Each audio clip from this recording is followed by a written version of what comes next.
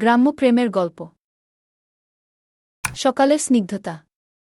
পাখির ডাকে ভরে উঠছে গ্রাম। রাহুল হাঁটছে নদীর ধারে, আর মীরা মাটির কলসি ভরছে পানিতে।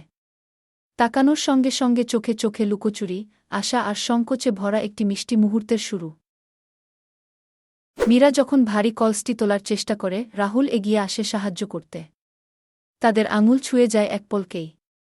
মীরা লজ্জায় অধোবদন, আর রাহুল তার হাসিতে লুকায়িত ভালোবাসা। এ এক নিঃশব্দ অনুভূতি, প্রেমের সূচনা।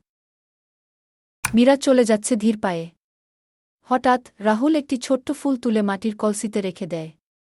মীরা থামে, পেছনে ফিরে তাকায়। তার হাসির মধ্যে লুকিয়ে থাকে এক নজর পরিপূর্ণ ভালোবাসার প্রতিশ্রুতি।